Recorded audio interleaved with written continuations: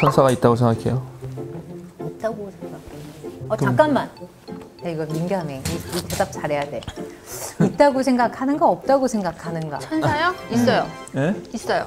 있어요? 어떻게 있어요? 김철수는 저한테 보내주신 천사예요. 이야, 괜찮다. 근데 저는 괜찮다. 여러분들이 천사입니다. 이야, 이거 좀 너무 속 보인다. 아니요, 진짜요. 성균이도 천사고요. 진짜? 그러니까 그거는 날개만 없어. 철수 씨를 천사로 여긴다는 거지 천사가 천사는 따로 있냐 아니죠. 말이야. 근데 그런 건가요? 이게 또 천사? 근데 눈에 보이는 영적인 천사가 없잖아. 세계라는. 근데 성경이 말한 천사는 비유잖아요. 아니야. 눈이 올 것 같은데. 근데 천사가 있는 거 아니에요? 그러니까 영의 세계는 있다고 생각을 하는데 영의 세계에 떠도는 성경에 계속 천사가 나오잖아요. 그러니까 근데 이게 지금 그 질문이잖아. 이 맞아요. 이 질문이 그 질문이에요. 김용민 목사님, 천사 있습니까? 천사? 예, 있습니다. 김용민 목사님이 있다고 하면 있는 거네. 그래요. 있습니다, 있어.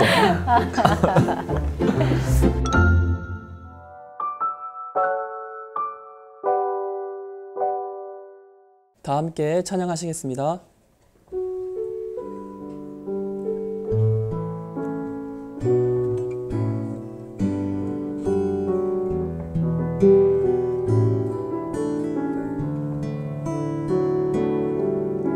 나 무엇과도 주님을 바꾸지 않으리. 다른 어떤 은혜 구하지 않으리. 오직 주님만이 내 삶의 도움이시니 주의 얼굴 보기 원합니다. 주님 사랑해요.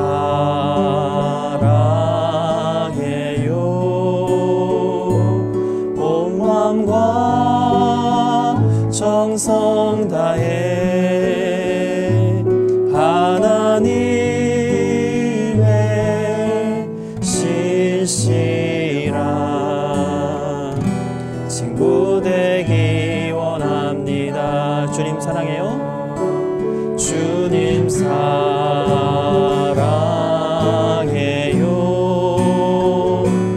온 마음과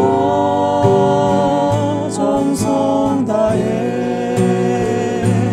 하나님의 신실한 친구 되기 원합니다.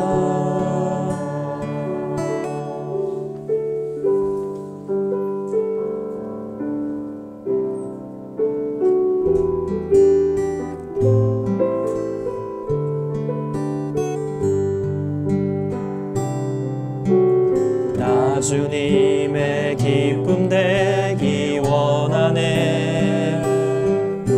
내 마음을 새롭게 하소서. 새 부대가 되게 하여 주사. 주님의 빛 비추게 하소서. 내가 원하는 한 가지 주님의 기쁨이 되는 것. 내가 원하는 한 가지 주님의 기쁨이 되는 것. 겸손히 마음 드립니다. 나의 모든 것 받으소서. 나의 맘 깨끗게 씻어 주사. 주의 길로 행하게 하소서. 내가 원하는 한 가지 주님의 기쁨이 되는 것. 내가 원하는 한 가지 주님의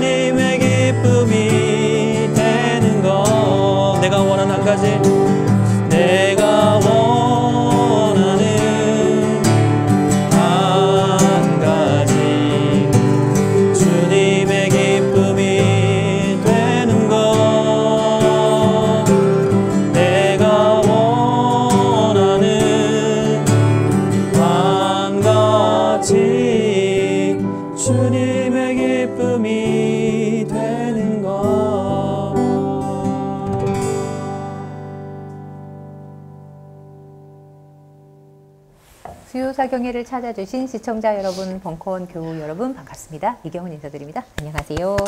그리고 이 자리 우리 백미님 계십니다. 안녕하세요. 안녕하세요. 반갑습니다. 그리고 유균홍 수사님 반갑습니다. 네, 만나서 반갑습니다. 네, 반갑습니다. 안녕하세요. 한문동 목사님. 네, 세명사랑교 한문덕입니다. 네, 와. 우리가 시작하기 전에 바로 이런 얘기를 했죠. 천사가 있는가 없는가. 이거 질문이 나와서 질문이 한 거니까 있어서, 네. 질문을 읽어주시고 네, 저희 얘기를 해보자 한번. 그럴까요? 네, 이게 우리가 그 여기 미리 했던 그 천사에 대해서 다시 한번 질문 읽어드리고 말씀 나눠보겠습니다. 저희 ESB님께서 질문 올려주셨습니다. 수요사경에 잘 듣고 있습니다. 감사합니다. 궁금한 게 있어서 질문합니다. 사도행전 12장에 베드로가 감옥에서 천사의 도움을 받고 나오는 장면을 읽다가 천사가 진짜 도와주었나? 천사는 성서 여러 곳에서 등장하는데요. 등장하는 역할이 있는 것 같은데요. 때마다 어떤 의미를 두고 있는지 궁금합니다. 요한계시록에서는 70번 정도로 제일 많이 나오고 있고요. 목사님의 명쾌한 해석을 기대합니다. 라고 질문을 올리셨습니다. 목사님 명쾌하게 해석이 나올 수 있나요? 근데 그 질문 너무 재밌었어요, 백미님. 백미님은 천사가 있다고 생각하십니까? 네. 네. 네. 제 주변에 많은 천사들도 있지만 네. 그 중에서 제일의 천사를 꼽으라고 하면 네. 어릴 때는 저희 부모님이었고 지금은 우리 신랑 김철수. 철수님, 네. 하늘에서 백미님. 보내준 천사예요. 이 말이 너무 이렇게 기억에 남았어요. 많이 발전한 발언입니다. 예전 같았으면 철수한테 내가 천사야 그렇게 얘기했을 텐데 정말 수요사경회가 많이 바뀌었습니다. 이거는 이제 천사란 말 한자 그대로 풀면 하늘의 사자, 네네. 하늘의 심부름꾼이란 뜻이잖아요. 네. 그러니까는 이제 하나님의 이름을 함부로 부르지 않으니까는 이제 하나님의 심부름꾼이라고 해야 되는데 네. 그냥 하늘의 심부름꾼이라고 한 거죠. 그래서 천사가 된 거죠. 하늘의 심부름꾼, 그렇죠. 그렇죠. 하늘 네, 천자잖아요. 하늘 천자니까. 예, 그러니까 하늘의 심부름꾼이 된 거죠. 그러면 네. 이제 가장 첫 번째 질문의 어떤 궁금증은 그러면 우리 인간이라든지 이런 뭐 동물이라든지 네. 그런 어떤 실체 네. 이런 육을 가지고 네. 또는 어떤 아이덴티티를 가지고 네. 그 자체적으로 독립해서 존재하는 네. 어떤 실체로서 천사가 존재하느냐라는 예. 질문 할 수 있죠. 첫 번째. 그렇겠죠. 그러니까 예. 실체하는 천사가 있느냐. 네, 이거. 그러니까 천사의 실체가 있느냐. 네. 요즘 신학적인 입장에서는 없다고 생각합니다. 아, 없다고 생각을 해요. 네. 왜요? 아니 왜냐면 그 이제 계속 뭐 나오는 얘기긴 하지만 천사 여기 이제 성경이 이제 뭐 지금은 이제 저는 이게 성경 무호설 뭐 이런 거는 뭐 신봉까지는 아니지만 그래도 아직까지는 어떤 천사의 존재는 있어. 그러니까 천사의 존재까지는 부정하고 싶지 않다. 약간 그런 동심 같은 마음은 좀 남아 있어요 맞아요. 지금. 네. 그리고 왜 영적인 세계라는 거를 굳이 영적인 세계가 존재한가라고 하면 어딘가의 영적인 세계 속에서는 뭔가 이렇게 선한 뭐 이런 것들이 있을 수 있지 않을까라는 상상도 되기도 하고. 그런 그렇게 읽어내기가 참 쉽지가 않아요. 왜 그거 네. 있잖아요. 사탄이 있으면 천사가 있고. 그러니까요. 그런데 네. 사탄도 그런 명확한 실체로서 존재해야 되는 거죠. 근데 이제 그런 방식의 사유는 네. 오늘날은 그냥 고대인의 사유라고 생각해요. 고대인들은 늘 말씀드렸지만 어린아이가 아까 어린아이의 심정이란 말씀도 하셨는데 네. 어린아이가 뭐 나쁜 생각이 머릿속에서 떠오르면 그거는 악마가 시킨 거야. 네. 뭐 이렇게 이해하잖아요. 네. 그러니까 나쁜 생각이 떠오른 것 때문에 그 뒤에 배우의 실체가 있다고 생각하는 생각이 옛날 생각이었다는 거죠. 그러면 이제 오늘날 그런 걸 어떻게 이해해야 되느냐? 그거는 이제 우리 정신이 가지고 있는 어떠한 현상이겠죠. 아, 그러니까 네. 우리 사람이 가지고 있는 인간이 각자 가지고 있는 어떤 정신적인 현상이요. 그렇죠. 귀신 있어요, 그러면? 뭐 이렇게 예. 옛적을 떠올려서 그러니까는. 말하자 보면은 죽은 사람의 영혼이 천국에 가기 전까지 왔다 갔다 하는 영혼이라는 말도 있고, 아니면 그 악한 영, 하나님의 영이 있다면은 그 악한 영이 어떤 작용하는 영이라고 말하는 이론도 있었던 것 같아요. 그건 이제 네. 그래서 그게 좀 어려운데, 네. 그거는 정말 있다 없다 이렇게 말하기가 사실은 네. 어렵죠. 그런데 다 그렇게 말해버리면 네.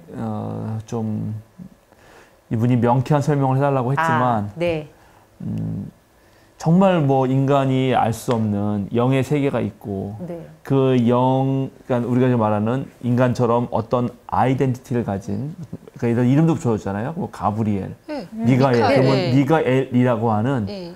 정말 어떤 몸을 갖지 않고 영적인 존재로서 실체를 갖는 존재가 딱 있다.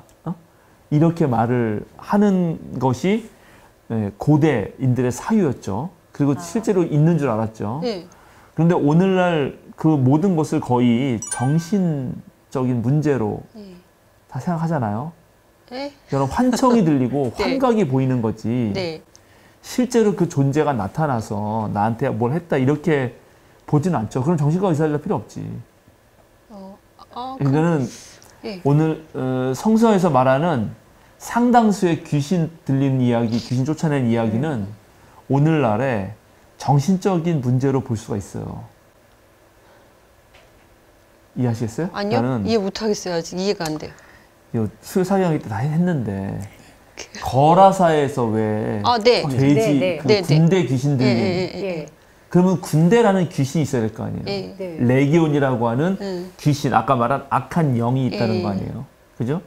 근데 그걸 그렇게 이해하지 않는단 말이지. 그렇죠. 그렇게 배웠죠. 그렇죠. 예. 네. 그러니까는 아, 그런 그래서 식으로. 그걸로 일관성 있게 이해하려면 예. 당연히 그것은 어떤 벌어진 현상인데 그 현상에 대해서 우리가 인간이 어떻게 해석하느냐의 문제이죠. 그러니까는 실제로 이 지금 질문하신 분이 얘기하셨듯이 사도행전에 네.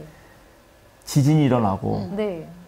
그리고 천사가 와서 베드로를 깨워서 나가라고 하고 네, 네. 그래서 나갔다. 네. 그거를 문자 그대로 천사가 정말 나타나서 지진을 일으키고 그리고 베드로를 정말 깨워서 나간 것으로 이해해야 되는지 아니면 어떤 경우에 분명히 베드로가 탈출할 수 있는 기회가 생겼고 예. 그래서 정말 그 위기 상황을 뚫고 다른 제자들 중에 특히 세베대 아들 야고보와 요한 중에 야고보는 순교당했어요. 그 밖의 시기에. 그러나 베드로는 어쨌든 다행히 살아나갔죠. 이게 역사적 사건이라고 한다면 네. 그거를 고대인들에게 흥미진진하게 표현하기 위해서 누가가 그렇게 하나님의 지진이 일어나고 천사들이 막 등장하고 이렇게 그렸다고 보는 것이 오늘날 성서학자들의 입장이죠. 그럼 야곱의 환도뼈는 어떻게 된 거예요? 그러니까 그것도 마찬가지로 그렇게 보는 거죠. 그럼 혼자 이렇게 기도하다가 그거는 좀 이렇게 해서 만약에 네. 그거를 헷갈리기 시작하면은 뭘 다 믿어야 되냐면 기말지가 알아서 태어난 거, 그다음에 무슨 고주몽이 거북이가 와서 그거 다리 건넌 거, 네, 네. 그다음에 뭐지 견우와 징녀와 징녀와 까치. 까마귀 위에서 까마귀 만나는 까치 까마귀, 하여튼간 오작교. 만난 거 이거 다 사실로 믿어야 돼요. 그러면요, 목사님. 그럼 왜 그거는 네. 거짓이라 그거는 이야기일 뿐이라고 말하고 이거는 왜 사실이라고 말하냐 네. 이렇게 되는 거예요. 그럼 제가 드리고 싶은 질문은요. 그럼 가끔씩 펼쳐지는 초자연적인 현상이라는 게 있을 수 있잖아요. 그럼 그런 거는 어떻게 해석을 해야 하는 건가요? 초자연이라는 말할 때 자연이 있잖아요. 네, 네. 옛날에는 자연에 대한 이해가 적어서 네. 오늘날 자연과학에서 밝히지 못한 거 다 초자연이었어요. 그렇겠죠. 천둥번개 초자연이었어요 옛날에.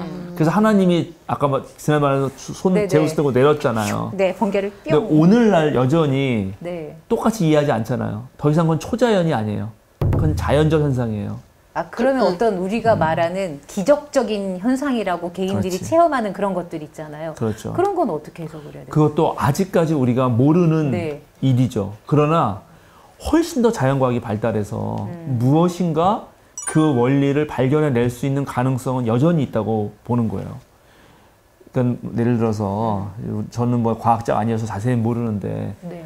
입자 물리학, 양자역학 이런 거 네, 네. 공부해 보면은 그거 공부할 때 그거야말로 기적이에요. 그런 얘기 많이 예를 들어서 뭐 들었던 것 같아요. 원자 핵이 있고 거기에 전자가 이렇게 주변을 돈다 그러잖아요. 네. 그럼 그게 워낙 작은 세계라서 우리가 그냥 그렇게 말을 편하게 하는데 그 원자 여기 핵이 여기 있다.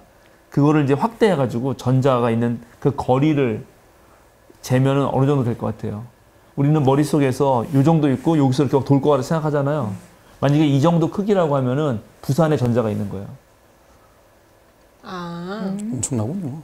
엄청나지 그 거리라는 게. 네. 그럼 어떻게 거기하고 거기의 거리가 무슨 연락을 주고받길래 그렇게 서로 밀치고 당기나. 심지어 입자가 2개가 있어가지고 그 거리가 무한한데 여기서 어떤 일이 발생하면 여기서 반짝여요. 아, 네. 그거 다 기적이지? 그걸 잘 이해 못해요. 근데 이제 현대 과학자들이 계속 밝혀내면서 이게 이런 원리일 것이라고 얘기하죠. 그러니까는 고대인들에게 그 당시 과학적 세계관, 그 당시 네. 자연 이해를 벗어나는 모든 거는 신적 세계에 투영했고 네네. 신적 존재들이 여러 명일 거라고 생각한 거예요. 네. 그러니까 하나님도 네. 하나님이 거느리는 네. 뭐 심부름꾼도 있고 하나님의 군대도 있고 네. 그죠? 예. 뭐 그런 식으로 생각을 한 거죠. 근데 오늘날 네. 그거를 똑같이 그런 세계관에서 똑같이 그대로 받아들여야 되는가는 상당히 의문에 붙여진다. 그러면 제가 좀 격가지로 가는 거 같아서 좀 질문을 드려야 될까 말까 고민되는데 해도 일단 될까요? 해보세요. 네. 그러면요. 그런 기적 아니면 영적인 세계, 그러니까 귀신 이런 신의 세계가 없다 그러면은 하나님의 존재는 어떻게 증명이 되나요? 없다라고 말하지 않았어요. 아, 네. 그래요? 귀신을 실체화하지 않는다. 귀신을 실체화하지 그렇지. 않는다? 그러니까는 네. 여전히 우리가 갖고 있는 지금 현재 자연과학으로 밝히지 못하는 세계가 여전히 있죠. 네. 그거에 대해서 아직 모른다고 말할 수 있죠, 사실은. 그럴 수. 예, 그러니까 없다라고 말하기보다는 모른다. 네. 그러나 성경에 나와 있는 귀신, 천사, 네. 뭐 악한 영 예, 예. 이런 거를 실체적으로 이해하는 방식은 오늘날은 잘 받아들이지 않는다. 아, 어떤 하나의 물건처럼 실체처럼 이해하는 그렇지. 거는 받아들이지 않는다. 그런 어떤 우리가 말할 수 없는 영적인 세계, 하나님의 세계라는 거는 우리가 모른다. 자, 그러니까는 좋아요. 그러면 네. 예를 들어서 지금 어렵다. 무당이 네. 귀신 쫓아내잖아요. 예. 그리고 귀신이 보인다 그러거든. 네. 그럼 그것도 그 귀신이 실제로 있는 거냐? 아. 어? 그리고 옛날에 우리 초기에 기독교가 들어왔을 때 그 귀신들이 기독교인 용어죠. 예수 귀신 온다 그랬거든. 네. 그럼 예수님이 거기 귀신으로 그러셨죠. 나타난 거냐? 네. 이런 방식의 언어로 전부 지금 이 세계를 이해하고 있냐? 현재 21세기가 그렇게 이해하지 않는다. 그거는 네, 다 네. 어떤 거냐면 일종의 정신 현상일 거라고 보는 거예요. 그러니까 우리 안에 다중인격 같은 게 있을 수 있잖아요. 네. 그러니까 이게 더 복잡하게 들어가는데, 자, 한문덕이라고 우리는 그냥 나 한문덕의 아이덴티티가 있는 것 같지만 나를 구성하는 것도 더 좀 한 단계 깊이 들어가면 결국 내가 아는 나는 내 기억의 총합이거든. 그럼 내 기억의 총합에 영향을 준 다른 존재들이 있을 거 아닙니까? 그죠? 내 부모, 가장 큰 게 내 부모. 그 다음에 우리 부모로부터 물려받은 유전자.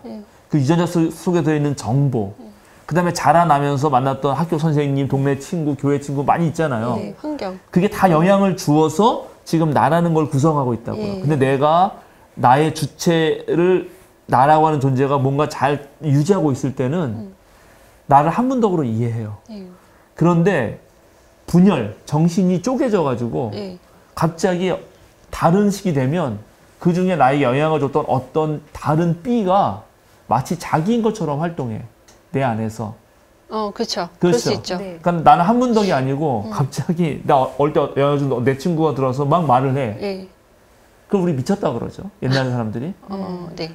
그러면 그거를 오늘날 정신과학에서는 이건 정신분열 내지는 또는 다중인격 내지는 그런 정신에 어떤 영향을 미친 것이라고 그렇게 설명을 하지. 귀신이 들어온 거다. 응? 그치? 내가 갑자기 잠자다가 잠꼬대를 했는데 그게 이경원 전사님 목소리를 막 말을 했어요. 그러면 그 내 어릴 때 기억이 무의식 속에 있다가 오늘 기억이 있다가 이렇게 꿈속에서 이렇게 말한 것이지 이경은 전사님이 귀신이 돼서 내 엑소시즘인가? 머릿속으로 들어와서 아, 네네. 말한 거라고 얘기하지 않잖아요. 네. 그러니까 오늘날 성서를 읽을 때 그 과거 방식으로 읽지는 않는다 하는 거죠. 아. 현대 21세기 네, 성서 네. 신학자들은. 근데 수일사경에도 얘기를 했던가? 저희 이제 아빠가 고등학교 때 동네에서 이제 시골이니까 동네니까 예전에 이제 굿을 많이 했을 거 아니에요. 근데 굿을 하는데 굿 한다고 그래서 이제 아빠가 이제 구경을 간 거죠. 그래서 이제 무당이 이제 열심히 이제 뛰다가 갑자기 딱 멈추더니 뒤돌아서 이렇게 하더니 갑자기 저희 아빠를 딱 가리키면서 너 나가라고. 너 때문에 굿 안 된다고. 너 예수쟁이 나가라고. 저희 아빠를 지목해서. 저희 아빠가 이제 그런 경험이 있으신 거예요. 그러면서 이제 오히려 내 아빠는 아, 난 진짜 예수쟁이구나 어떤 그런 인증을 받은 듯한 이제 그런 걸로 해서 이제 신앙생활을 더 열심히 했다는 아빠의 간증 아닌 이제 간증을 제가 어릴 때 들은 적이 있거든요. 그런 거는 또 어떻게 그럼 설명이 되는 건가요? 그러니까 그거를 예. 꼭 귀신이 실체에서 했다고 말하는 게 아니라 예. 이제 이거 더 복잡하게 들어갈 수 있는데 그건 어떤 정보가 예. 활동했다고 볼 수 있어요. 정보? 그러니까 아까 말한 대로 나는 나는 어떤 면에서는 더 쉽게 말하면 집합체예요. 우리 세포에는 미토콘드리아라는 게 있거든. 예. 미토콘드리아는 박테리아예요. 예. 그 박테리아는 우리랑 아무 상관없는 놈이거든 원래.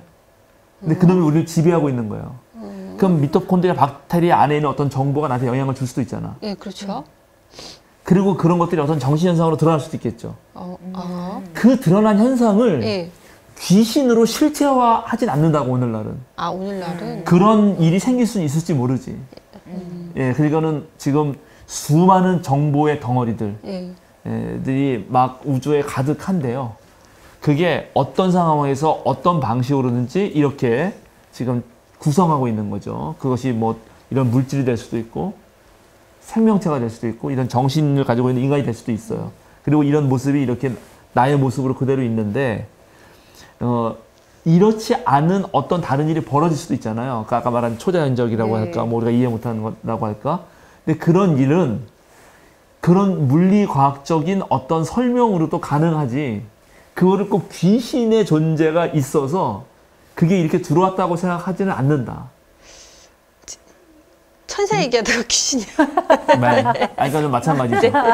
예, 귀신이나 천사 다 마찬가지죠. 네. 그런 하늘의 어떤 영적 존재라고 하는 것도 예, 어쨌든 현대 학문 속에서 현대 학문 속에서 성서신학도 있는 건데 성서신학이 성서를 봤을 때 그건 옛날 사람들이 그렇게 이해한 거는 뭐 충분히 이해하겠지만 그럼 오늘날은 그렇게 보진 않는다. 그래서 이거는 새롭게 재정의를 해야 돼요. 근데 분명한 거는 어쨌든 이들이 천사라고 말할 때 이거는 하나님의 심부름꾼으로 여긴 거고 하나님이 어떤 활동을 하셨다라고 신앙 고백을 한 건 사실이죠. 그러니까 베드로가 탈출한 것은 명확한 역사가 사실이에요. 안 죽었어. 그럼 어떻게 탈출하게 됐는지는 잘 모르지. 그러나 그때 누가복음서 저자는 워낙 그거를 비주얼라이즈, 환상적으로 잘 쓰는 거를 잘하는 사람이고 또 그렇게 그게 쓰기 전에 구전으로 말로 했었을 때 사람들에게 설득력이 있기 때문에 하나님의 천사가 나타나가지고 막 지진을 막 나타났다 그럴 때 훨씬 더 감동이 되기 때문에 그런 식으로 하는 거예요. 예. 그러나 오늘날 봤을 때, 아, 이거는 분명히 이들이 하나님의 도움을 받아서 베드로가 탈출했다라고 신앙 고백을 하는구나라고 말하는 거죠. 요한계시록도 마찬가지죠. 어떤 요한이 뭔가 당시에 깨달음, 그죠? 내가 어떻게 깨닫나? 이런 것도 사실 쉽지 않은 문제예요. 갑자기 어떻게 깨달음이 탁 오죠? 근데 요한계시록은 뭔가 깨달음이 왔죠? 예, 근데 그 깨달음을 환상 중에 어떤 하나님이 직접 계시를 내리는 것으로 그렇게 이해했고, 예, 그걸 적어 나간 거고, 그때 거기에 많은 하나님의 심부름꾼, 하나님의 종들이 여러 가지를 얘기해 준 걸로. 그리고 그들이 그린 하늘은 마치 그런 다양한 종류의 천사라든가 무슨 상징적인 다양한 동물이라든가 이런 것들이 보인 것으로. 근데 그것이 그 보인 대로 실제로 있느냐? 아니면 이 사람의 어떤 정신현상? 이 사람의 체험?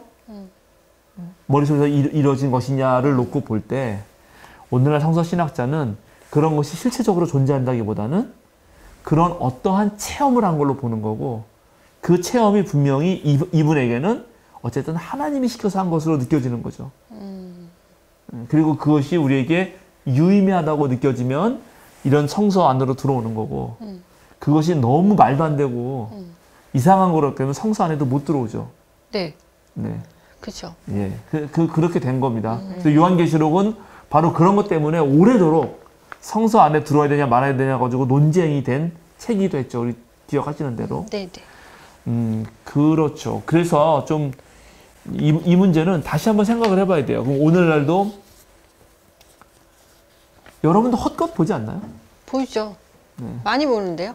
저도 몸이 피곤하고 무척 지치면 가위가 종종 눌려요. 가위가 눌릴 때 뭐 어떤 증상이 벌어지냐면 내 몸을 움직이고 싶어도 마음대로 못 움직여. 이렇게. 그러면 이제 옛날에는 그때가 되게 무섭고 두려웠는데 요즘은 이제 그걸 내가 오랜 경험 속에서 아니까 내가 또 많이 피곤했구나. 그렇게 하고 이게 이제 가장 움직이기 쉬운 이 손가락 끝부터 살살 움직이면 이제 움직여지거든.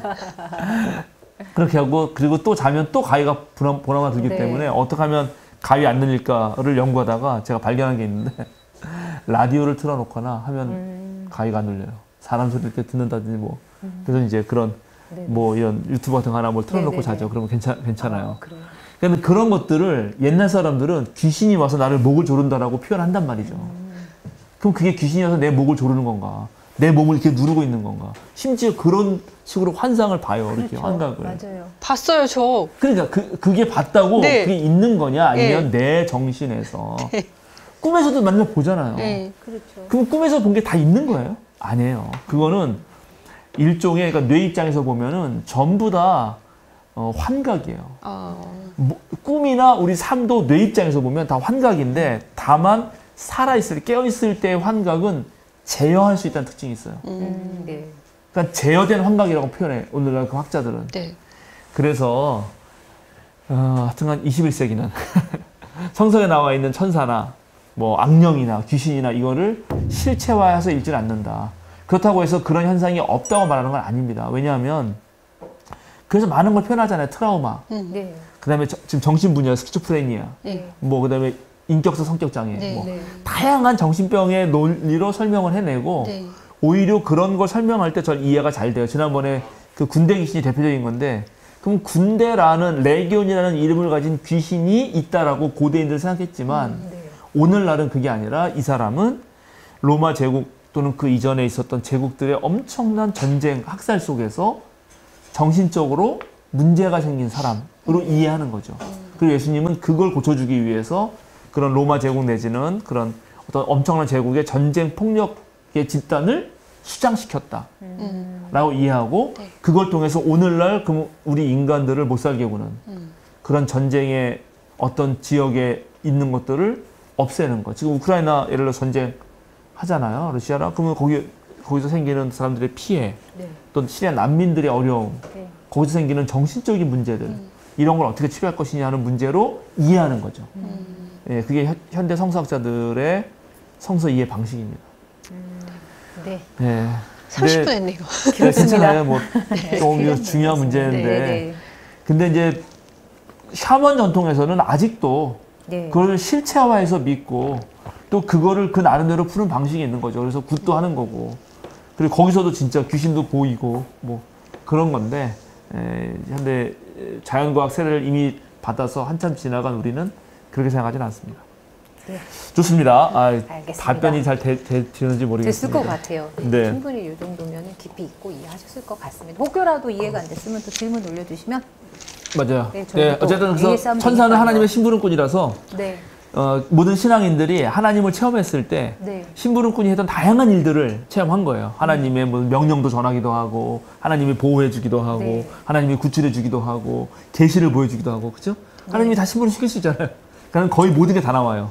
네, 그렇죠. 그렇습니다. 네. 자, 그러면 오늘은 요한계시록 5장을 하겠습니다. 5장.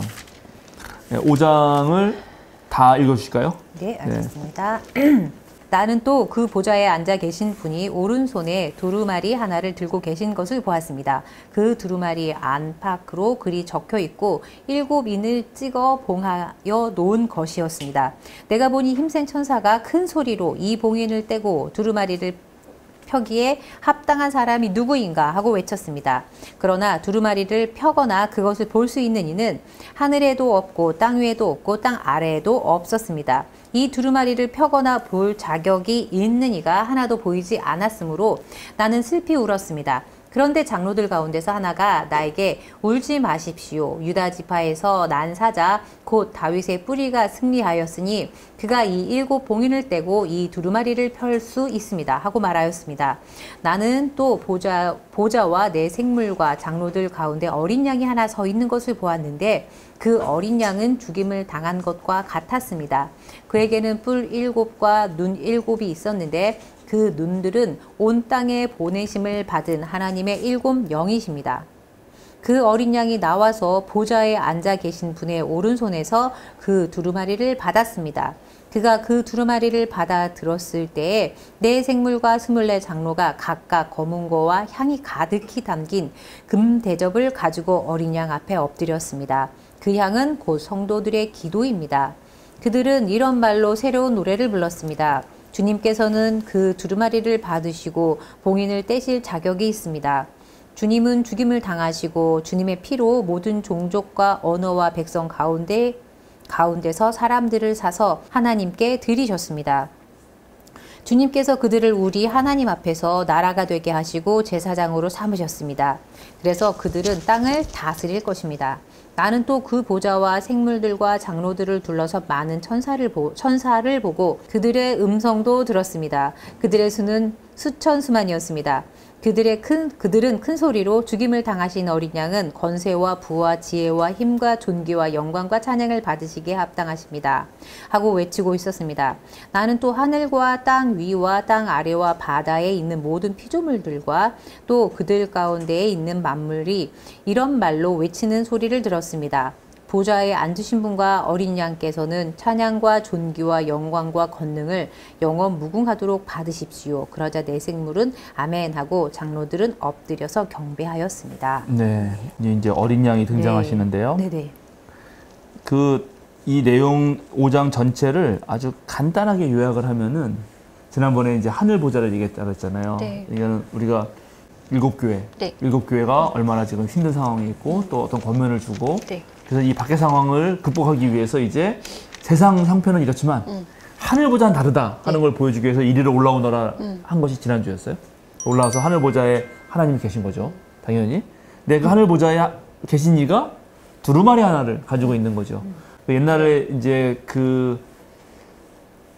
기록물, 우리가 책이라고 하는 지금 우리 방식의 책이 있기 전에는 파피루스 갈대잎 이렇게 붙여가지고 이렇게 만든 코덱스나 또는 양피지, 양의 가죽을 해서 잘 무드질해가지고 펴서 써서 이렇게 줄줄줄 마른 그런 두루마리가 있었던 거죠. 그럼 그 안에 이제 책인 거죠, 책. 우리 책을 들고 있는데 그 책이 아주 완벽하게 딱 이제 아무도 못 열게 네. 딱 되어 있어요.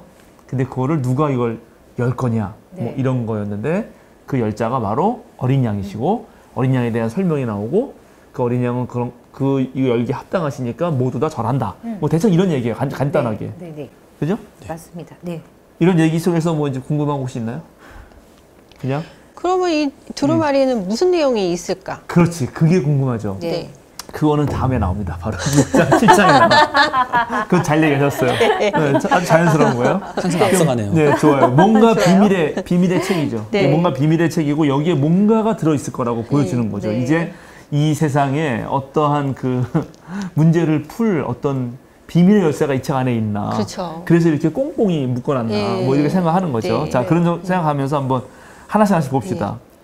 보좌에 1절부터 보면 보좌에 앉아 계신 분이 오른손은 권능을 상징합니다. 네. 권능을 상징하는 손에 두루마리가 있으니까 이것도 되게 중요한 책이라는 걸 알 수 있고 두루마리는 안팎으로 글이 적혀 있어요. 안팎으로.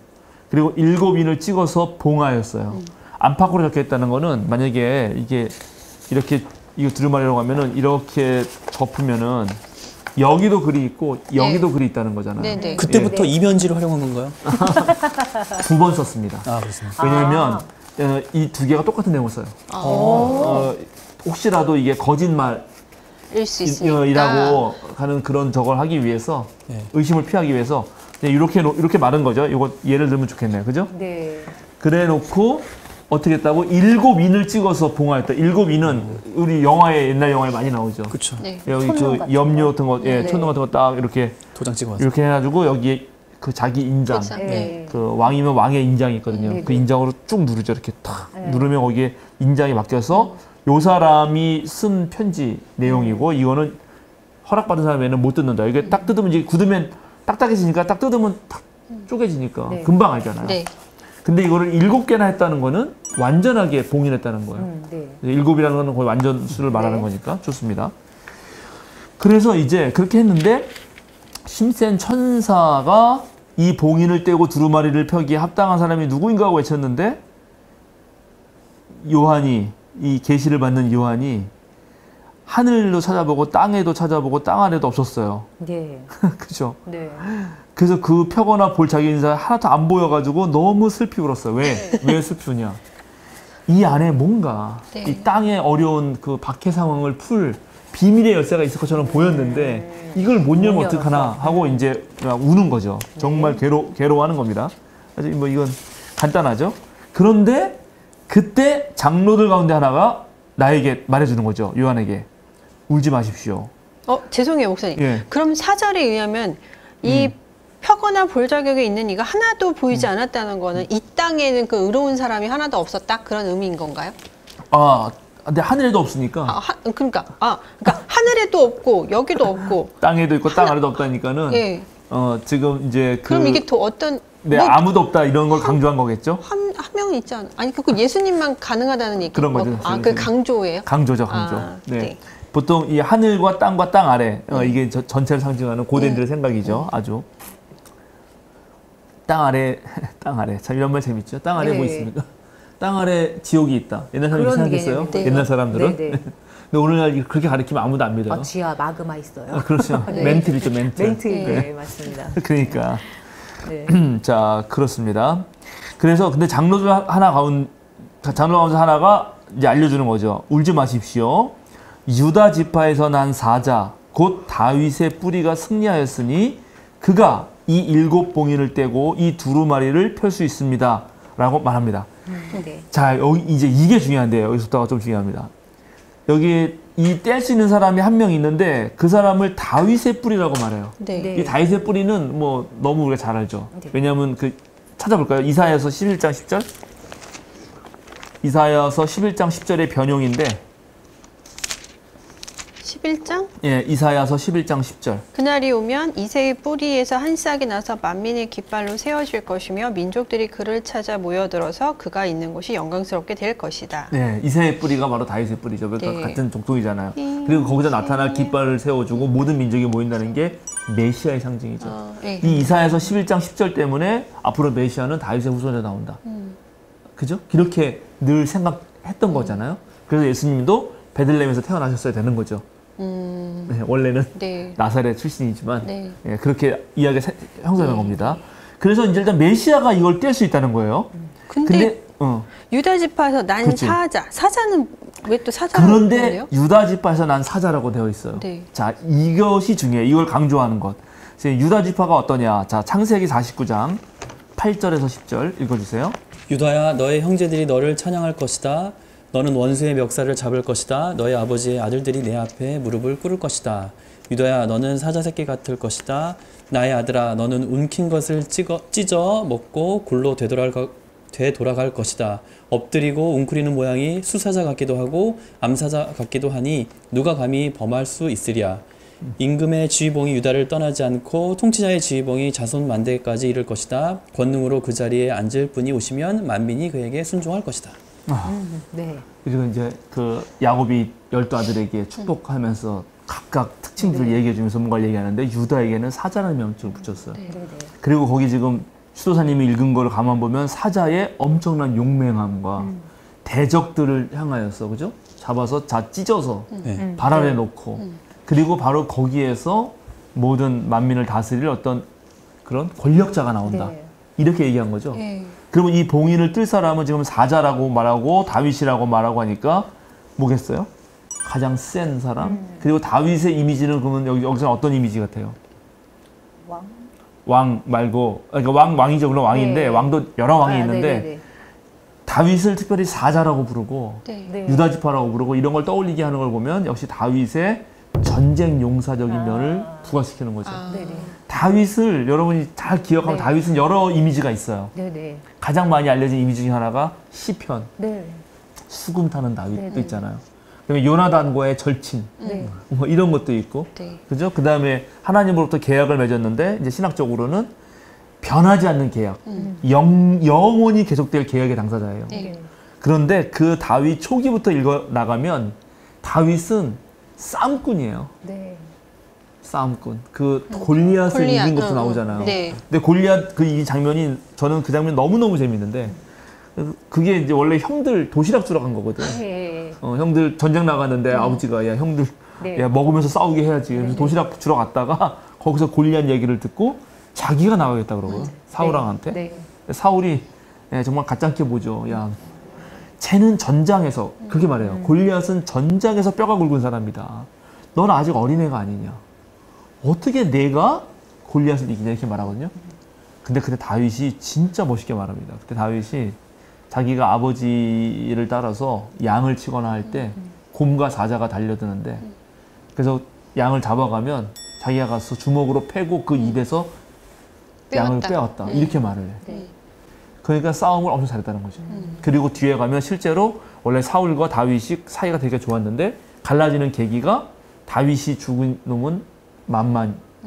만만이요. 사울은 천천히로다. 옛날 번역. 네. 그러니까 여기는 수만이고 수천이다 이런 말인데 훨씬 많잖아. 네. 그때부터 이제 사울이 삐져가지고 다윗 죽이려고 하는 거거든요. 그러니까 다윗에게 여기 지금 쏘여진 그리고 이 메시아에게 지금 주고 있는 이미지라고 하는 거는 대단히 민족주의적이고 자신의 이스라엘 역사 속에서 가장 큰 땅을 차지했대고 그리고 모든 대적자들을 물리치고 그리고 사자는 이제 우리나라의 호랑이처럼 정말 무시무시한 그런 왕 중의 왕이고 동물 중에 그죠? 이런 네. 이미지로 그려줍니다. 당연히 그러겠죠. 네, 네. 로마 제국을 물리치고 로마 제국을 뒤집어 엎을 만한 힘이 있으려면 최소한 사자는 돼야 되는 거죠. 성경에도 계속 사자는 그런 모습으로 나와요. 너무나 강한 대적이나 그 대적을 물리치는 이스라엘이나 또는 아주 포악하고 대결해서 도저히 꺾을 수 없는 힘으로 사자를 묘사하거든. 그러면 여기까지 이해가 되죠? 그럴만하죠? 그렇죠. 네. 그런데 6절이 등장합니다. 이게 문제예요. 읽어주세요. 나는 또 보좌와 내 생물과 장로들 가운데 어린 양이 하나 서 있는 것을 보았는데 그 어린 양은 죽임을 당한 것과 같았습니다. 그에게는 뿔 7과 눈 7이 있었는데 그 눈들은 온 땅에 보내심을 받은 하나님의 7영이십니다. 네. 근데 바로 7절 넘어가면 그 어린 양이 나와서 네. 보좌에 앉아 계신 분의 오른손에서 그 두루마리를 받았습니다. 이렇게 말하잖아요. 이게 네. 연결이 안 되는데. 네, 이미지가 그러면- 너무 반전되는데요. 그렇죠. 앞에는 분명히 장로들 가운데서 말할 때는 예. 두루마리를 펼 사람이 유다 지파에 난 사자, 다윗의 뿌리 네. 이거 승리한 사람이라고 해놓는데 네. 실제로 받은 건 어린 어린 양입니다. 양. 네. 그리고 그 어린 양에 대한 표현은 심지어? 죽임을 당한 네. 것 같다고 되어 있어요. 맞아요. 이것이 이제 요한계시록이 위대한 것이고 왜요? 기독교가 위대한 것입니다. 바로 사자 같은 사람을 꿈꾸는 거죠, 메시아는. 모든 역사는 그렇죠. 네. 네, 그런데 이 요한계시록은 바로 죽임을 당한 것 같은 어린 양, 실제로 죽임을 당하죠. 여기 죽임을 당한 것 같다라고 표현된 요 말이 되게 중요한데, 요 말을 당한 것 같다는 네, 뭐예요? 헬라어로 그대로 보면은 에스파그메논이라고 되어 있어요. 에스파그메논, 이거 말이 어려운데 에스파그메논이라고 되어 있어요. 죽임을 당한 것 같다. 네. 근데 그거는 스파조라고 하는 동사. 동사. 스파조는 도살시키다예요. 어. 도살시키다의 완료 시제 수동태 분사야. 그러니까는 수동태 분사도 과거에 도살당한 흔적을 가진 이런 의미예요. 도사를 도살된 당한 경험이 흔적을 네, 가진. 흔적을 가진, 흔적을 네. 지닌. 예. 예, 도살을 당하니까 수동태잖아. 네. 그리고 네. 지닌과 과거 분사. 네. 그러니까 네. 이미 완료니까는 옛날에 그랬던 적이 네. 있다 이런 거죠. 네. 네. 그거 스파조의 과거 완료 시제 수동태 분사가 바로 에스파그메논이란 말이죠. 네. 그렇게 표현한 거예요. 아. 그거는 왜냐하면 옛날에 양을 잡잖아요. 네. 양을 잡을 때 이 인후부 목을 따져. 네. 목을 따거든. 그럼 네. 이제 피를 다 빼는 거지. 네. 그럼 여기에 이제 자국이 남을 거 아니에요. 네. 결국은 네, 네. 그런 흔적. 어린 양이라는 거죠. 상흔이 있다. 상흔이 있다. 그러니까 이건 당연히 십자가에 돌아가신 예수님을 상징하는 것이고 네. 그 옆구리. 십자가에 돌아갔다고 하는 거는 바로 무력함의 상징이에요. 예. 아무 힘이 없는 상징이거든. 네. 그런데 그 아무 힘이 없는 것처럼 보였던 네. 그렇게 해서 죽임을 당할 수밖에 없던 그 어린 양. 그 또 양도 어린 양이잖아요. 어린 양은 네. 사자랑 비교가 안 돼요. 그죠? 그런데 그 어린 양이 바로 사자다는 거지. 근데요. 네. 장로는 유다 지파에서 난 사자라고 표현을 했고 그 요한계시록 저자는 어린 양을 보았다라고 하고 이 차이가 뭐예요? 그러니까는 네. 그 사람이 그러니까 유다 지파에서 난 사자 다윗의 뿌리가 승리해서 일곱 봉인 떼고 두루마리를 펼 수 있을 거라고 말했는데 네. 그러면 이런 게 누군가 하고 봤더니 그게 죽임당한 어린 양이었다는 거잖아요. 네. 힘없고 죽은 경험이 네. 있는 어린 양이 네. 바로 그 사자였다라는 그렇죠. 걸 말해주는 거예요. 그래서 결국에는 그렇죠. 아. 그렇죠. 그 이 두 개를 갖다 엮은 것이 네. 이 위대한 요한계시록의 신학이라고. 아, 어린 양 그리스도론 승리자 어린 양. 승리자. 예, 아. 예. 그래서 다음 주에는 노래 그걸 불러야 되는데 우리 보좌의 어린 양께 있도다. 네. 알죠? 네. 또 그죠? 구원하심이 보좌에 앉으신 그 노래를 불러야 되는 다음 주에. 네. 알겠습니다. 예, 왜냐면 이게 또 출장에 나오거든요. 네. 그러니까 이것이 정말 대단한 것입니다. 이것이 대단한 거예요. 예, 정말 강력한 로마 제국을 물리칠 힘은 더 강력한 힘이라고 생각하죠. 그래서 모든 민족적 우상이 되는 사람은 다윗이었고 그냥 다윗도 아니고 다윗의 여러 이미지 중에 사자 같은 다윗이고 그래서 유다 지파라는 걸 더 강조했다면 그러나 실제로 이 세상에 구원을 일으킬 사람, 이 악의 모든 악을 휩쓸고 이 모든 악을 물리칠 실제 너희들이 기다렸던 사자와 같은 이는 오히려 사자가 아니라 어린 양. 죽임당한 어린 양이다. 아. 십자가에 자신을 희생제물로 바친 그런 어린 양이라고 얘기하는 것입니다. 그래서 그 어린 양이 뿔이 7이 있는 거예요. 완전한 힘이 있는 거예요. 뿔은 힘을 상징하거든요. 고대나 지금 네. 콧불소 뭐 네. 황소 다 뿔로 봤잖아. 그래서 그 어린 양에게 오히려 7뿔이 있는 거고 그 어린 양이 7눈을 가졌는데 그 7눈은 하나님의 7영이니까 그거는 완전한 영을 가지고 전 세계를 이렇게 보는 네. 눈을 가지고 이 박해 상황을 확인하면서 오히려 자신을 희생하는 그 엄청난 힘으로 세상을 구원한다. 이런 사람이 그 두루마리를 받는다. 그래서 어떻게 하나 이제 보세요. 8절. 그가 그 두루마리를 받아 들었을 때 네 생물과 24장로 각이 검은 고와 향이 가득 담긴 금 대접을 가지고 어린 양 앞에 엎드렸습니다. 그 양은 성도들의 기도입니다. 네. 이제 진짜 구원자가 나타났으니까 모든 성도들이 우리 구해주세요 하는 그 기도를 담아서 향으로 올리죠. 예, 이거는 뭐 네. 기도와 향이들 같이 가는 거는 뭐 여러분 잘 아시죠? 네. 네. 찾아볼까요? 그냥 하나라도? 8장 3절에서 5절 계시록 8장 3절 5절 또 다른 천사가 와서 금 향로를 들고 제단에 섰습니다. 그는 모든 성도의 기도에 향을 더해서 보좌와 금제단에 드리려고 많은 향을 받았습니다. 그래서 향의 연기가 성도들의 기도와 함께 천사의 손으로부터 하나님 앞으로 올라갔습니다.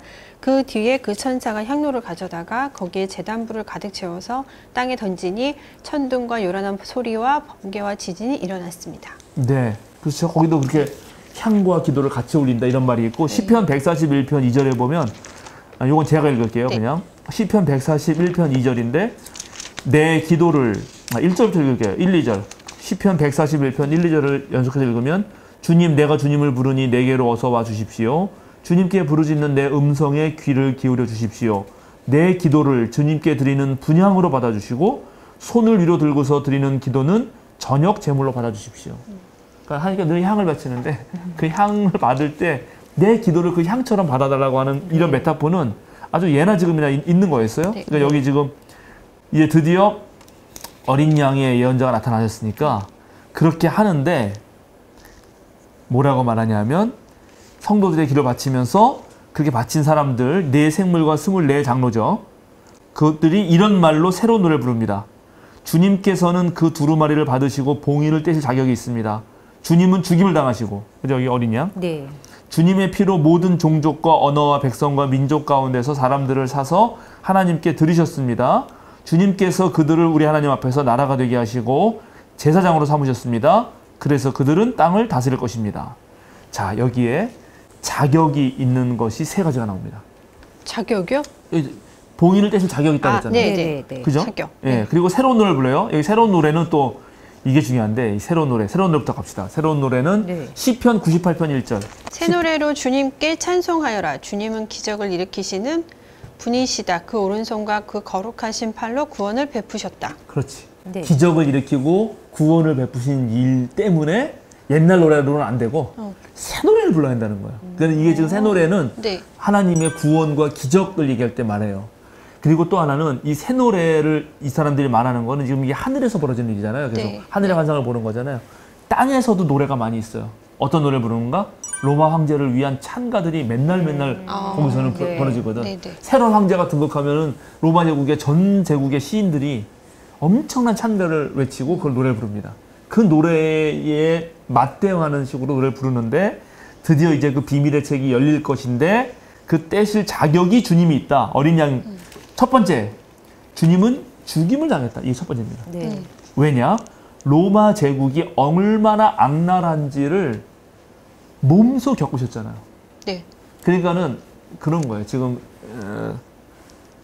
누가 자격이 있는가? 지금 오늘날 일본 놈들한테 단 한 번도 용서를 해줄 수 없는 사람이 누구예요? 7. 바로 아니 용서를 해줄 수 없는 사람. 없는 일본 사람? 놈들 용서해줄 수 없는 사람들이 누군가? 저기 강제징용 끌려간 사람. 네, 할머니. 그다음에 우리 그렇죠. 예, 할머니들. 네. 네네. 절대 용서 못 해주지. 그리고 그분들만이 배상 해달라고 할 자격이 있죠. 그렇죠. 근데 어디다 대고 이 윤석열 가가지고 함부로 맞아요. 제3자 변제? 말도 안 되는 소리를 하고 앉아 있는 건데 이런 식으로 하는 거죠. 그러니까 예수님이 바로 로마 제국에서 몸소 그런 모든 폭력을 당해봤기 때문에 그래서 이 봉인을 떼고 이제 비밀의 책을 열어서 거기에 네. 보면 이제 엄청난 이야기가 나오는데 하여튼 그걸 할 자격이 있다. 첫 번째. 두 번째, 주님의 피로 그렇게 네. 해서 자기가 하는 속죄의 피로 모든 종족과 언어와 백성과 민족 이거는 이제 전체를 상징하는 겁니다. 네. 모든 나라 사람들을 사서 음. 샀어요. 돈 주고 산 거죠. 이걸 이제 속전제라고 하는데 옛날에는 노예를 살 때 돈을 내고 샀잖아요. 네. 그래서 예수님의 십자가 죽음을 바로 자기의 목숨값으로 다른 사람을 산 것으로 이해하는 신학이 있어요. 네. 예, 그게 그쵸. 뭐 히브리서에도 당연히 나오고 네, 네, 네. 그들을 적용하는 것이고 그래서 예수님이 그렇게 함으로써 모든 백성을 사서 하나님께 드려요. 네. 그럼 누구한테 산 거지? 하나님이 아닌. 하나님께 네. 드렸는데 누구한테 산 거예요?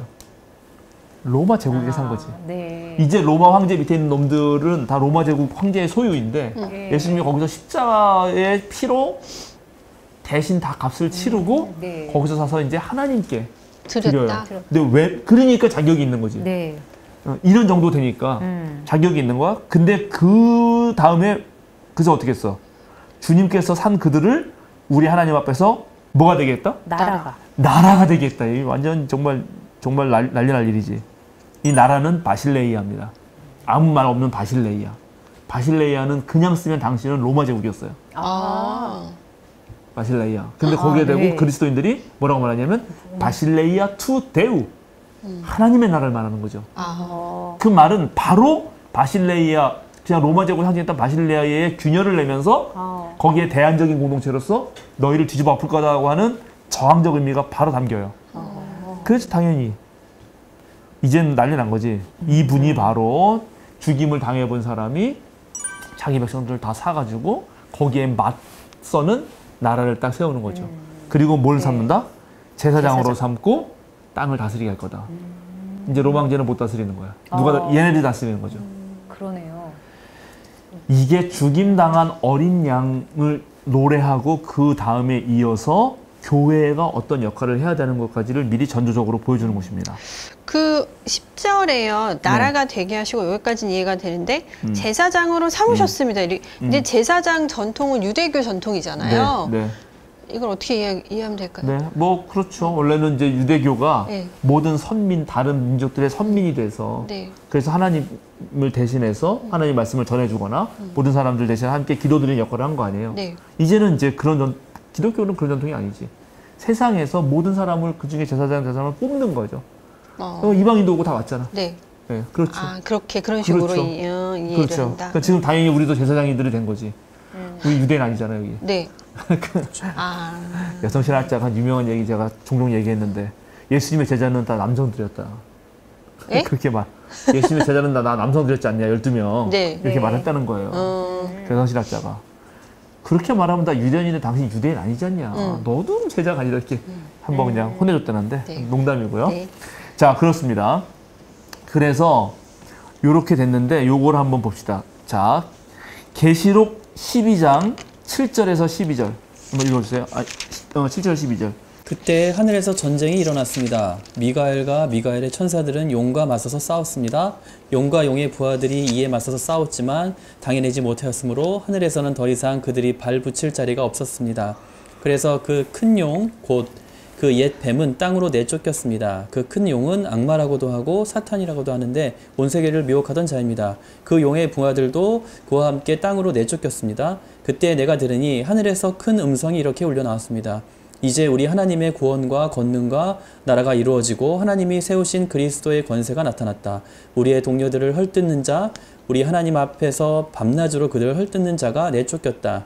우리의 동료들은 어린 양이 흘린 피와 자기들이 증언한 말씀을 힘입어서 그 악마를 이겨냈다. 그들은 죽기까지 목숨을 아끼지 않았다. 그러므로 하늘아 그리고 그 안에 사는 자들아 즐거워하여라. 그러나 땅과 바다는 화가 있다. 악마가 자기 때가 얼마 남지 않은 것을 알고 몹시 성나서 너에게 내려갔기 때문이다. 네, 여기 11절 다시 한번 보면은 우리의 동료들은 어린 양이 흘린 피와, 여기 어린 양 흘린 피 나오죠. 자기들이 증언한 말씀을 힘입어서 그 악마를 이겨냈다. 그런데 그들은 죽기까지 목숨을 아끼지 않았다. 바로 네. 사자 같은 이가 메시아를 기대했지만 이들이 새롭게 등장시킨 메시아는 죽임당한 어린 양이었기 때문에 네. 누구보다 먼저 앞서서 자신의 목숨을 내놓은 분이 메시아였기 때문에 이들도 목숨을 아끼지 않고 끝까지 이제 로마에 저항하는 힘을 갖게 되는 겁니다. 이해했죠? 죽임당한 어린 양이 먼저 죽임을 당하고 네. 그 피로 백성들을 사서 나라를 세웠어. 네. 그게 누구다? 요한계시록에 보면은 소아시아의 교회들인 거고, 네, 네. 그러니까 우리가 이제 죽임당한 어린 양이 우리의 메시아인데 나도 그러면 그 새롭게 세워진 나라가 저 로마 제국을 대항해서 싸우겠다 하는 것이 이렇게 이어지는 거예요. 네. 이해하시겠죠? 네, 다시 네. 그러면 이제 우리 요한계시록 5장으로 다시 와서 네. 그렇게 해가지고 되니까 이제 어떻게 됐느냐? 맞아요. 그렇게 해서 자격을 입어 다 쓸 거라고 했더니 이제 11절부터 보면은 보좌와 생물들과 장로들이 맨 처음에 찬양했잖아요. 네. 그 다음에는 이제 천사가 보였는데 이 천사들이 수천 수만이었어요. 그죠? 엄청 네. 많았다는 거고 이들이 이제 죽임을 당하신 어린 양은 권세와 부와 지혜와 힘과 존귀와 영광과 찬양을 받으시 합당하다. 네. 이렇게 말을 하고 노래를 부릅니다. 근데 이게 딱 일곱이야 또 일곱. 네, 일곱. 네. 네, 일곱이에요. 그때도 한번 세봤죠. 점점 찬양 소리가 높아져요. 맨 처음에는 네 생물과 장로들이었는데 이제 천사들이에요. 네. 네. 그 다음 13절 보면은 천사들만이 아니야. 하늘과 땅 위와 땅 아래 바다에 있는 모든 피조물, 네. 그들 가운데 있는 만물, 네. 이제 온 피조물이 하나님께 외쳐요. 보좌에 앉으신 분과 어린 양께서는 찬양과 존귀와 영광과 권능을 영원 무궁하다 받으십시오. 이렇게 하니까 네 생물이 아멘 했고 장로님들이 엎드려 경배했다. 이렇게 하고 5장이 어린 양이 딱 등장하시는 걸로 끝납니다. 맨 처음에 이 어린 양은 봉인을 떼는 역할을 했어요. 그죠? 네. 네. 그렇게 등장하는 네. 거잖아. 네. 그러니까 보좌에 계신 분이 높아. 보좌에 계신 분이 딱 비밀책을 들고 있고 요거를 떼서 백성들에게 전해주고 알려줄 사람이 어린 양이에요. 네. 그러니까 어떻게 보면은 보좌에 계시니까 더 높은 거지. 네. 이 어린 양은 그 역할을 하는 수행자예요. 그런데 맨 마지막에 보면 경배를 똑같이 받아 둘이. 네, 그러니까 어린 양이 그리스도가 되는 과정. 자, 예수님이 하나님의 보내신 사자, 또는 하나님의 아들, 뭐 그렇게 뭐 또 하나님의 예언자 이렇게 초대 기독교 이해되다가 나중에 가면 갈수록 똑같이 하나님 받으실 영광과 경배를 똑같이 받는 분으로 등극하고 있죠. 네. 그런 모습이 여기에도 그대로 드러난다. 그죠? 경배와 네. 찬양은 원래 존귀하신 하나님만 받는 거거든요. 네. 근데 그거를 어린 양께도 바쳐요. 당연히 그렇게 되죠. 왜냐하면 실제로 봉인을 열고 거기대로 활약을 하시고 하시는 분은 예수님이었고 그걸 경험한 사람들은 예수님 외에는 하나님을 만날 수가 없는 거거든. 그러니까 나중에 하나님이 보내신 분이지만 하나님 보내신 분을 통해서만 하나님 알기 때문에 하나님이나 이분이나 같아지는 거죠. 네. 그래서 우리가 예수님이 하나님이라고 나중에 삼위일체 신학 같은 것들이 등장하게 되는 겁니다. 이런 역사를 통해서. 네. 네. 네. 그래서 모르겠어요. 이 윤석열 정권에서 검찰 세력들이 막 해가지고 누가 희생당할지 모르겠는데 그렇게 희생을 당하면 당할수록 그런 나쁜 정부의 나쁜 폭력이 얼마나 드러나는가가 드러날 거고 그리고 거기에서 이제 우리 국민들이 나서가지고 새로운 나라를 만들어서 네. 대응을 하면 예. 결국 쫓겨나겠죠. 뭐. 요한계시록을 그렇게 맞아요. 읽어야 된다. 아, 네. 알겠습니다. 로마 제국 시대에 네. 그 당하는 폭력과 네. 거기에 맞서 싸운 사람들의 이야기도 읽어야 되고 예. 그것이 저 하늘에서 하나님의 뜻이 이루어진 것처럼 땅에서도 이루어지리라고 하는 그런 아주 비전 덕분에 땅은 이렇지만 하늘을 봤더니 하늘은 이미 이루어졌구나 하고 알게 된 거고 그래서 여기서 그걸 본 사람들이 야, 저 어린 양께서 자신이 네. 다 겪어보시고 우리를 사서 나라를 만드셨으니 우리 어떡하죠? 우리 죽기까지 한번 해보자 했던 것이죠. 저는 이분들이 어떤 방식으로 싸웠을지가 궁금해요. 무슨 방법으로 그 저항하고 싸우셨었을까? 네, 그건 이제 모르겠어요. 뒤에 나중에. 나올지 안 나올지. 네. 네. 그게 저는. 그러니까 지금의 저희들은 굳이 설명을 하지 않아도 죽임당하신 그 어린 양이 예수님인 거를 알고 있고, 그리고 예수님이 하나님의 아들이고 당연히 찬양받아 마땅하신 분이라고 저희는 이제 지금 다 인정을 하고 배우고 그렇게 살아가고 있는데, 이 당시에 사람들은 굳이 또 이렇게 예수님을 이렇게 표현했던 이유가 아까 이제 그 내용 앞에 있는 내용들이랑 연결이 되는 거잖아요. 그렇죠. 그게 말씀하셨듯이, 그러니까 전도사님도 얼마나 힘들었을까. 그 상황들이 그 박해받았던 그 로마 시대의 그리스도인들의 상황. 얼마 전에 집에서 있다가 옛날 영화들을 이렇게 TV에서 이렇게 해주더라고요. 배너 뭐 이런 영화들.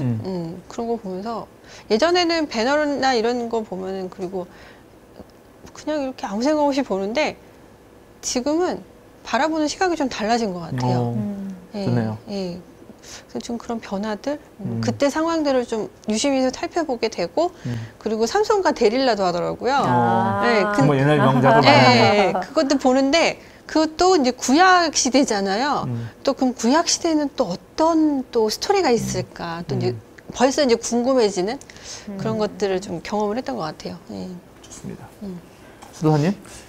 5장 내용을 읽으면 그때 당시 박해당했던 그 그리스도인들이 엄청난 힘을 얻고 다시 뭐 나라를 전복시킬 만한 힘을 가지고 대항을 하지 않았을까라는 생각을 하면서 지금 우리나라의 어떤 그런 상황에 대해서 등치시켜 보니까 우리도 지금 그럴 때가 아닌가. 지금 국민이 어떻게 피땀 흘려 일궈낸 나라인데 어떤 한 사람이 그냥 넙죽 이렇게 적국에다가 모든 걸 다 바치듯이 하는 모습을 봤을 때 분노하지 않을 수 없구나. 그런 힘들을 차곡차곡 해서 다시 나라를 되찾았으면 좋겠다라는 좀 마음이 생겼었습니다. 저는 그 사자, 유다의 사자나 아니면 권력자, 전쟁의 어떤 왕 같은 그런 자가 와야만 꼭 승리를 할 것 같은데 정작 죽은 어린 양이 와버려서 이를 어쩌나 싶은 생각이 들거든요. 그러면 이것을 배운 성도들은 어떤 방법으로 어떻게 싸웠을까? 이게 되게 궁금해졌어요. 무력으로, 힘으로, 지혜로, 아니면 예수님이 가르쳐준 방법으로 그렇게 해서 세상이 변했을까? 그럼 우리가 싸워야 된다면 우리는 어떤 방법으로 싸워야 하는 걸까? 라는 생각을 하게 되면서 답이 안 나오고 있습니다. 네. 좀 그 생각을 했습니다. 그러니까는 지금도 마찬가지죠. 저는 어차피 우리도 한 인생을 사는 건데 네. 한 인생을 살아갈 때 예를 들어서 소수의 기득권만을 위해서 다수를 억압하는 인간이 있다고 칩시다. 예. 그리고 그 사람이 황제니 뭐 권력자로서 자신을 내세워요. 네. 근데 거기에서 이거는 부당하다고 어떤 사람이 나서서 그 사람이 죽임을 당해요. 네. 그러면은 그 대다수의 일반 민중들은 누구가 진짜 이 역사에 길이 남을 사람인가? 이런 생각. 누가 또 누구를 따라야 될 네. 것인가? 그러면 당연히 저항하고 한 사람을 따르겠죠. 네. 예, 그거에 대한 거죠. 사실 이게 예수님이 그렇게 무력하게 죽었다고 해서 그건 나도 거기 앞에서 그러면 내가 머리 조아리면서 로마 황제 밑에서 계속 무릎 꿇고 그렇게 내가 인생을 살 거냐? 그렇지 않았다는 사람들이 늘어난 거고, 또 실제로 그것이 이제 뭐 아주 길게 보면 2000년의 민주주의 역사 아니에요? 모든 독재와 맞서 싸운 역사고, 그것을 뭐 예수님 시대에도 똑같이 경험한 거죠. 어찌 보면 그것이 하나의 가장 중요한 원형과 모티프였을 수도 있죠. 그때 이루어진 꿈들이 2000년 넘어서 지금 어느 정도 전 세계에 퍼진 거라고. 아직도 독재하는 사람들도 그렇죠. 있고, 예. 그렇습니다. 어제 우리 교회에서 2부 순서로 우리 교인들이 챗 GPT와 나와 우리 이런 제목으로 뭘 했어요. 그래가지고 어제 우리 집사님이 네. 여기 내가 근데 지금 있는지 내가 모르겠는데 그거 되게 재밌었는데 질문을 뭘 던졌냐면 국민이 세운 나라를 한 사람이 망치고 있을 때 어떻게 하면 좋나요? 그렇게 챗 GPT한테 물어봤어요. 네, 뭐라고 대답해요? 근데 궁금 다섯 너무 가지로 대답을 했어. 탁탁탁. 근데 너무 재밌어. 한 나라의 대통령이 나라를 망치고 있다면 국민은 행동에 나서야 합니다. 그들은 발언하고 새로운 리더십에 투표하고 국제기구의 도움을 구하고 조직하고 대통령에게 책임을 물을 수 있습니다. 국가의 더 나은 미래를 위해 일하기 위해 계속 경계하고 참여하며 헌신하는 것이 중요합니다. 이거를 원래 되게 긴데 5줄로 요약해줬더니 이렇게 요약해준 거야. 원래 1번, 2번, 1 발언, 2 투표, 3 국제지의 도움을 구하라, 3 조직화, 5 대통령이 책임 묻기 이렇게 딱 나오거든. 어머. 정말. 똑똑하군요. 그 너무 똑똑해요. 그래, 그게 좀 떠올랐는데, 네. 예, 마찬가지죠. 그러니까는 이럴 때 우리가 정말 역사를 볼 때 정말 친일파들을 높여야 되는 건가? 그리고 지금 네. 지금 한일 지금 외교 이것도 정말 조공 외교다. 그 다음에 역사를 다 망친 외교다라는 판단이 있고, 한쪽 판단에서는 과거에 얽매이지 말고 뭐 미래로 나아가자. 이렇게 얘기를 하기도 해요. 근데 저는 이쪽 좋아. 이쪽 아니고 만약에 이쪽으로 하고도 한번 하자. 정말 미래를 위해서 과거를 약간 잠시 해줘가지고 미래가 있냐도 봐도 미래도 없어. 가만 보면. 지소미아를 한다고 해서 그거 하면은 우리가 좋아지나? 일본만 지금 군사 대국화를 하는 짓이고, 경제도 그래서 뭐 좋아질 거라고 생각하는데 지금 우리가 더 좋아지고 있는데 뭔 소리 하는 건지를. 그러니까 이거는 그런 의미에서 설사 그들의 말을 들어준다고 해도 망한 것 같아요. 네. 그러면 이럴 때 우리가 어떻게 정말 또 싸워야 될 것인가. 그런데 뭐 예를 들어서 친정부적인 언론들은 전부 다 옛 노래를 부르고 있겠지. 잘했다. 네. 경제적 성과가 있다. 뭐 역시 뭐 괜찮다. 이건 좀 약하지만 이러면서 막 말하잖아요. 그럼 우리는 어떤 새 노래를 부를 것인가. 이런 얘기들처럼 이 요한계시록이 읽힌다. 네. 정확하게. 알겠습니다. 네, 이 정도 하면 될 것 감사합니다. 같습니다. 네. 기도하고 마칠까요? 네. 주님 감사합니다. 우리는 언제나 이 아픈 역사를 구원하기 위해서 사자와 같은 용맹한 사람을 기다립니다. 그러나 그가 또 다른 폭력의 담지자가 되는 역사를 경험했기 때문에 오늘 요한계시록에서는 그 폭력의 희생자였던 어린 양이 정말 참다운 메시아가 될 것이라고 하는 새로운 안목을 우리에게 줍니다. 기득권자들의 폭력을 경계하면서 또 나도 기득권자들의 한몫하는 그 사람들 돕는 사람이 되지 않기 위해서 오히려 정말 약하고 어렵고 힘든 사람들이 연대해서 모두가 함께 공존하고 상생하고 평등하게 지낼 수 있는 세상을 꿈꾸게 하시고, 그것이 하늘에서 어린 양을 통해서 이루어진 것처럼 오늘 이 땅에서 우리 한국 개신교들 또 우리 교인들을 통해서 이루어질 수 있도록 주님 함께하여 주시옵소서. 정부의 잘못된 판단에 목소리를 내는 우리가 되게 하시고, 또 하나님의 뜻이 무엇인지를 더 정확하게 깨달아서 그 길로 걸어갈 수 있는 용기와 담대함 또한 우리에게 허락하여 주시옵소서. 감사드리며 예수님의 이름으로 기도드립니다. 아멘.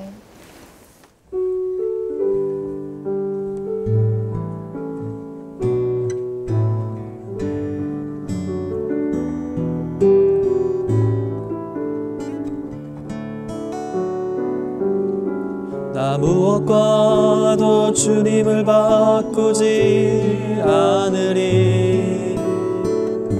다른 어떤 은혜 구하지 않으리.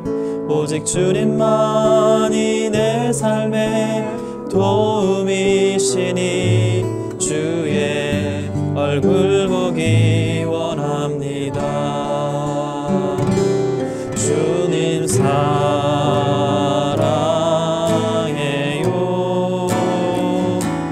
온 마음과 정성 다해 하나님의 신실한